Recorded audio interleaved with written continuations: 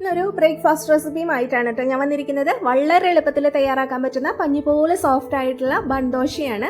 നമ്മൾ ഉഴുന്ന് ചേർക്കാതെയാണ് ഈ ദോശ ഉണ്ടാക്കിയെടുക്കുന്നത്. വളരെ എളുപ്പത്തിൽ ഉണ്ടാക്കിയെടുക്കാം. പച്ചരി വെച്ചിട്ടാണ് ഉണ്ടാക്കുന്നത്.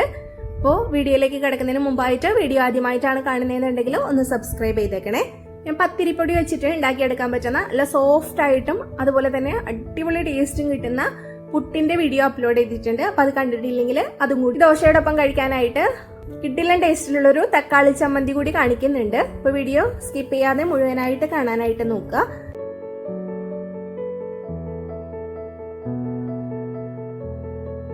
നമുക്ക് റെസിപ്പിയിലോട്ട് കിടക്കാം. ഞാനിവിടെ 250 ml കപ്പിൽ 2 കപ്പ് പച്ചരിയാണ് എടുത്തിട്ടുള്ളത്. നന്നായിട്ട് കഴുകിയതിന് ശേഷം നമുക്കിത് സോക്ക് ചെയ്യാനായിട്ട് വെച്ച് കൊടുക്കണം.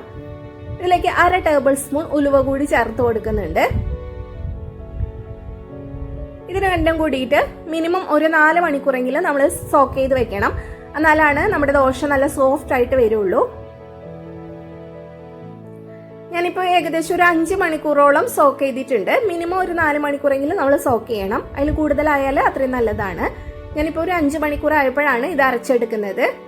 ഇതിലെ വെള്ളം കളഞ്ഞ് ഒന്നുകൂടി ഒന്ന് കഴുകി മിക്സിയുടെ ജാറിലേക്ക് ഇട്ട് കൊടുക്കാം.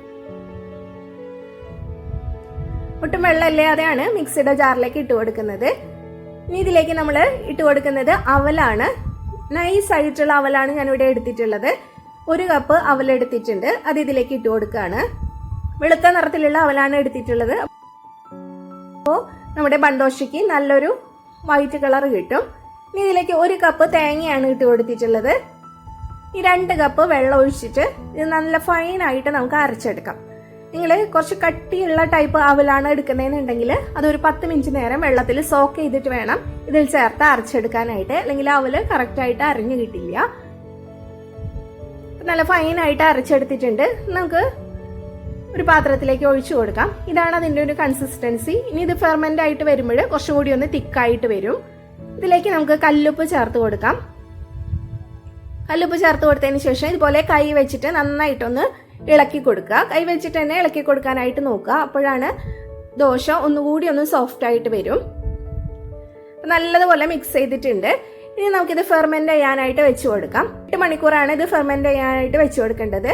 ആ സമയം കൊണ്ട് നമുക്ക് ഇതിലേക്കുള്ള തക്കാളി ചട്നി ഒന്ന് റെഡിയാക്കി എടുക്കാം. അതിനായിട്ട് ഒരു ചീനച്ചട്ടിയിലേക്ക് വെളിച്ചെണ്ണയാണ് ഒഴിച്ചു കൊടുത്തിട്ടുള്ളത്. ചൂടായി വരുമ്പോൾ 1 ടേബിൾ സ്പൂൺ ഉഴുന്നുപരിപ്പ് ഇട്ട് കൊടുത്തിട്ടുണ്ട്. അതൊരു ലൈറ്റ് ഗോൾഡൻ കളർ ആവുമ്പോൾ ഒരു 6 അല്ലി വെളുത്തുള്ളി ഇട്ട് കൊടുക്കാം. ഇനി ഇതിലേക്ക് വറ്റൽമുളകാണ് ചേർത്ത് കൊടുക്കുന്നത്. എരിവിന് ആവശ്യമായിട്ടുള്ളത് ഇട്ട് കൊടുക്കുക. ഞാനിപ്പോൾ ഒരു 4 വറ്റൽമുളകും അതുപോലെ തന്നെ 2 പിരിയൻ മുളകാണ് ഇട്ട് കൊടുത്തിട്ടുള്ളത്. പിരിയൻ മുളക് ചേർത്ത് കൊടുക്കുമ്പോൾ നമ്മുടെ ചട്നിക്ക് നല്ലൊരു കളർ കിട്ടും. ഈ മുളകൊന്ന് ചെറുതായിട്ടൊന്ന് മൂത്ത് വരണം. അതുവരെ ഒന്ന് ഇളക്കി കൊടുക്കാം. ഇപ്പൊ വെളുത്തുള്ളിയും മുളകും ഒന്ന് മൂത്ത് വന്നിട്ടുണ്ട്. ഇനി ഇതിലേക്ക് നമുക്ക് ഒരു സവാളയാണ് ഇട്ട് കൊടുക്കുന്നത്. ഒരു വലിയ സവാള അരിഞ്ഞെടുത്തതാണ്. അത് ഇട്ടതിന് ശേഷം നന്നായിട്ട് വഴറ്റിയെടുക്കുക. സവാള നല്ല സോഫ്റ്റ് ആയിട്ട് വരണം. അതുവരെ നമ്മൾ ഇളക്കി കൊടുക്കുക. ഇപ്പോ സവാള അത്യാവശ്യം വഴന്നിട്ടുണ്ട്. ഇനി ഇതിലേക്ക് നമുക്ക് തക്കാളി ചേർത്ത് കൊടുക്കാം. ഞാനിപ്പോൾ 3 തക്കാളിയാണ് എടുത്തിട്ടുള്ളത്. ഒരു മീഡിയം സൈസിലുള്ള 3 തക്കാളി അരിഞ്ഞതാണ് ഇട്ട് കൊടുത്തിട്ടുള്ളത്. തക്കാളി ചേർത്തിട്ട് നന്നായിട്ടൊന്ന് മിക്സ് ചെയ്തതിന് ശേഷം നമുക്ക് അടച്ചു വെച്ച് തക്കാളി നല്ല സോഫ്റ്റ് ആയിട്ട് കിട്ടുന്ന വരെ ഒന്ന് കുക്ക് ചെയ്തെടുക്കാം. ഒരു മീഡിയം ഫ്ലെയിമിൽ വെച്ച് കൊടുക്കുക. ഇടയ്ക്കൊന്ന് ഇളക്കി കൊടുക്കണം. തക്കാളി കണ്ടില്ലേ നന്നായിട്ട് ഉടഞ്ഞു വന്നിട്ടുണ്ട്. ഇതുപോലെ നല്ലതുപോലെ വഴറ്റിയെടുക്കണം. ഇനി ഇതിലേക്ക് കാശ്മീരി ചില്ലി പൗഡറാണ് ഞാനിവിടെ ഇട്ട് കൊടുക്കുന്നത്. 1/2 ടീസ്പൂൺ ഇട്ട് കൊടുത്തിട്ടുണ്ട്. ഇനി കായത്തിന്റെ പൊടിയാണ് ഇട്ട് കൊടുക്കുന്നത്. ഒരു 1/4 ടീസ്പൂണോളം കായത്തിന്റെ പൊടി ഇട്ട് കൊടുത്തിട്ടുണ്ട്. ഇനി നമുക്കിത് ചൂടാറാനായിട്ട് ഒരു പ്ലേറ്റിലേക്ക് മാറ്റി വയ്ക്കാം. നിങ്ങളുടെ അടുത്ത് പിരിയൻ മുളക് ഇല്ലെങ്കിൽ കുഴപ്പമില്ല. കാശ്മീരി ചില്ലി പൗഡർ 1/2 ടീസ്പൂണിന് പകരം 1 ടീസ്പൂൺ ആഡ് ചെയ്ത് കൊടുത്താലും മതി. ഇതിലേക്ക് കല്ലുപ്പാണ് ചേർത്ത് കൊടുക്കുന്നത്. നമ്മുടെ ചമ്മന്തിക്ക് ആവശ്യമായിട്ടുള്ള ഉപ്പ് ചേർത്ത് കൊടുക്കുക. ഇനി ഇതിലേക്ക് ഒരു ചെറിയ പീസ് ശർക്കര ചേർത്ത് കൊടുക്കുന്നുണ്ട്. ഈ ശർക്കര സ്കിപ്പ് ചെയ്യാതെ ചേർക്കാനായിട്ട് നോക്കുക. ഒരു പ്രത്യേക ടേസ്റ്റ് കൊടുക്കും നമ്മുടെ ചമ്മന്തിക്ക്. അത്ര വലിയതൊന്നും വേണ്ട. ഒരു ചെറിയ പീസാണ് ഇട്ട് കൊടുത്തിട്ടുള്ളത്. ഇനി നന്നായിട്ട് അരച്ചെടുക്കുക. ഇനി ഇതൊന്ന് താളിച്ചെടുക്കണം. അതിനായിട്ട് 1 ടേബിൾ സ്പൂൺ വെളിച്ചെണ്ണ ചീനച്ചട്ടിയിലേക്ക് ഒഴിച്ചു കൊടുത്തിട്ടുണ്ട്. 1 ടീസ്പൂൺ ഉഴുന്നുപരിപ്പ് ഇട്ട് കൊടുത്തിട്ടുണ്ട്. 1/2 ടീസ്പൂൺ കടുക് ഇട്ട് കൊടുക്കാം. അതൊന്ന് പൊട്ടി വരുമ്പോൾ പച്ചമുളകും കറിവേപ്പിലയും ഇട്ട് കൊടുത്തിട്ടുണ്ട്. അതൊന്ന് ചെറുതായിട്ട് മൂത്ത് വരുമ്പോൾ നമ്മൾ അരച്ച് വെച്ചിരിക്കുന്നത് ഇതിലേക്ക് ഇട്ട് കൊടുക്കാം. മിക്സിയുടെ ജാറിലേക്ക് ഒരു 1/4 കപ്പ് വെള്ളം കൂടി ഒഴിച്ചിട്ട് അതും കൂടി ഇതിലേക്ക് ഒഴിച്ചു കൊടുക്കുന്നുണ്ട്. അധികം ലൂസായി പോകരുത്, കുറച്ച് തിക്കായിട്ടുള്ള ചട്നി ആയിട്ടാണ് നമ്മൾ റെഡിയാക്കി എടുക്കേണ്ടത്.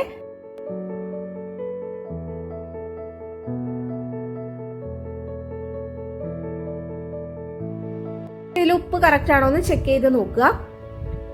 ഇപ്പൊ ചെറുതായിട്ട് ഇങ്ങനെ തിളച്ച് തുടങ്ങുമ്പോൾ നമുക്ക് ഫ്ലെയിം ഓഫ് ചെയ്ത് കൊടുക്കാം. അധിക സമയം തിളപ്പിക്കേണ്ട ആവശ്യമൊന്നുമില്ല. ചെറുതായിട്ട് ഇങ്ങനെ ബബിൾസ് വരുമ്പോൾ ഫ്ലെയിം ഓഫ് ചെയ്യാം. നമുക്ക് സെർവിംഗ് ഡിഷിലോട്ട് മാറ്റി കൊടുക്കാം. ദോശയിലേക്ക് വേണ്ട തക്കാളി ചട്നി നമ്മൾ റെഡിയാക്കി വെച്ചിട്ടുണ്ട്. ഇനി നമുക്ക് ദോശ ഉണ്ടാക്കിയെടുക്കാം. ദോശ ബാറ്റർ ഇപ്പോൾ 8 മണിക്കൂറോളം ഫെർമെന്റ് ആയിട്ട് കിട്ടിയിട്ടുണ്ട്. കണ്ടില്ലേ, കുറച്ചുകൂടി തിക്കായിട്ട് വന്നിട്ടുണ്ട് ബാറ്റർ. ഇതുപോലെയാണ് വേണ്ടത്. ഇനി ഇതിലേക്ക് നമ്മൾ ചേർത്ത് കൊടുക്കുന്നത് ഈനോ ആണ്. ഫ്രൂട്ട് സോൾട്ട് ഇല്ലേ, അതാണ് കേട്ടോ. മെഡിക്കൽ ഷോപ്പിൽ നിന്നൊക്കെ വാങ്ങാനായിട്ട് കിട്ടും. ഈനോ എന്ന് പറഞ്ഞാൽ സൂപ്പർ മാർക്കറ്റിലും മെഡിക്കൽ ഷോപ്പിലൊക്കെ വാങ്ങാനായിട്ട് കിട്ടും. അപ്പൊ ഈനോ 1 ടീസ്പൂൺ ഇട്ട് കൊടുത്തിട്ടുണ്ട്. ഒരു 1/4 ടേബിൾ സ്പൂൺ പഞ്ചസാരയും ചേർത്ത് കൊടുത്തിട്ടുണ്ട്. പഞ്ചസാര ചേർത്ത് കൊടുത്താൽ ടേസ്റ്റ് ഒന്നുകൂടി ഒന്ന് കൂടും. അതൊന്ന് മിക്സ് ചെയ്തതിന് ശേഷം നമുക്കിത് പിന്നെ റെസ്റ്റ് ചെയ്യാനായിട്ട് വെക്കേണ്ട ആവശ്യമൊന്നുമില്ല. അത് ഈനോ ചേർത്ത് കഴിഞ്ഞാൽ നമ്മുടെ മാവ് നന്നായിട്ട് പതഞ്ഞ് പൊന്തി വരും. ഇനി നമ്മൾ ഇതുപോലെ കുഴിയുള്ള ഒരു പാത്രത്തിൽ വേണം ഈ ബൺദോശ റെഡിയാക്കി എടുക്കാനായിട്ട്. എന്നാലാണ് നല്ല കട്ടിയിൽ വരുള്ളൂ. അപ്പോൾ വെള്ളപ്പച്ചട്ടിയിലാണ് ഞാനിവിടെ റെഡിയാക്കി എടുക്കുന്നത്. ചൂടാകുമ്പോൾ ലോ ഫ്ലെയിമിൻ്റെയും മീഡിയം ഫ്ലെയിമിൻ്റെയും ഇടയിൽ വെച്ചിട്ട് ഒരു തവി മാവ് ഒഴിച്ചു കൊടുക്കുക. ഒഴിച്ചു കൊടുത്തതിന് ശേഷം നമ്മൾ പരത്തി കൊടുക്കാനൊന്നും പാടില്ല. അപ്പം തന്നെ നമ്മൾ അടച്ച് വെച്ച് കൊടുക്കുക. 1 മിനിറ്റ് ഒന്ന് അടച്ചു വെച്ചതിന് ശേഷം തിരിച്ചിട്ട് കൊടുക്കുക. തിരിച്ചിട്ട് കൊടുക്കുന്ന സമയത്ത് കുറച്ച് വെളിച്ചെണ്ണ ഒന്ന് സ്പ്രെഡ് ചെയ്ത് കൊടുക്കുക. വീണ്ടും 1 മിനിറ്റ് കൂടി അടച്ചു വെച്ച് കുക്ക് ചെയ്തെടുക്കുക. ഇതുപോലെ നമുക്ക് എല്ലാതും റെഡിയാക്കി എടുക്കാം. വളരെ പെട്ടെന്ന് ഉണ്ടാക്കിയെടുക്കാം. പെട്ടെന്ന് ഇത് കുക്കായിട്ട് കിട്ടുകയും ചെയ്യും. നല്ല സോഫ്റ്റാണ് ഈ ബൺദോശ. ഇത് ചൂടോട് കൂടിയിട്ട് ഈ ചമ്മന്തിയുടെ കൂടെ കഴിക്കാനായിട്ട് അടിപൊളി ടേസ്റ്റ് ആണ് കേട്ടോ. അപ്പോൾ ഇതുപോലെ ഒന്ന് ഉണ്ടാക്കി നോക്കുക. ഓരോ തവിയും മാവ് ഒഴിച്ചതിന് ശേഷം നമ്മൾ അപ്പം തന്നെ അടച്ചു വെച്ച് കൊടുക്കണം. അല്ലെങ്കിൽ ഇതുപോലെ ഹോൾസ് ഒക്കെ വരും. അപ്പോൾ ഒഴിച്ചപ്പം തന്നെ നമ്മൾ അടച്ചു വയ്ക്കാനായിട്ട് നോക്കുക. ഈ സൈഡ് ഭാഗമൊക്കെ ചെറുതായിട്ടൊന്ന് കളർ മാറുമ്പോൾ നമുക്ക് തിരിച്ചിട്ട് കൊടുക്കാം. തിരിച്ചിട്ട് കൊടുത്തതിന് ശേഷം വീണ്ടും അടച്ചു വെച്ച് കൊടുക്കാം.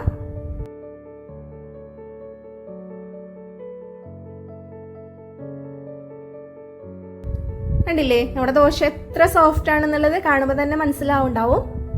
നല്ല പഞ്ഞി പോലെ സോഫ്റ്റ് ആണ്. അതുപോലെ കഴിക്കാനാണെങ്കിൽ അടിപൊളി ടേസ്റ്റ് ആണ്. അപ്പോൾ ഒരു പ്രാവശ്യമെങ്കിലും ഇതുപോലെ ഉണ്ടാക്കി നോക്കുക.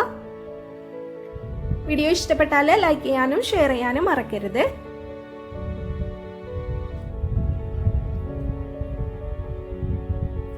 മാവ് കുറച്ച് തിക്കായിട്ടാണ് ഇരിക്കേണ്ടത്. അധികം ലൂസായി പോകരുത്. അത് പ്രത്യേകം ശ്രദ്ധിക്കുക. ഈ പറഞ്ഞ അളവിൽ കറക്റ്റായിട്ട് അരച്ചു വെച്ചാൽ മതി. ഒരു സൈഡ് കുക്കാവുമ്പോൾ ചെറുതായിട്ട് വെളിച്ചെണ്ണ ഒന്ന് സ്പ്രെഡ് ചെയ്ത് കൊടുത്തതിന് ശേഷം നമുക്ക് ഇത് തിരിച്ചിട്ട് കൊടുക്കാം.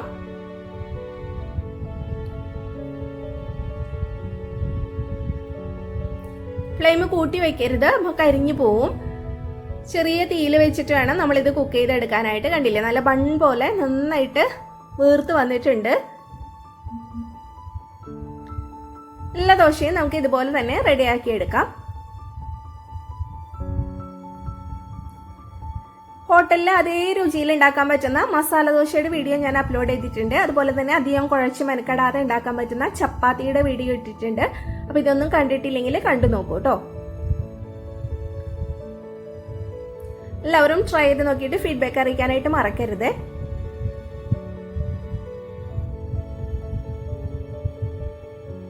Thank you.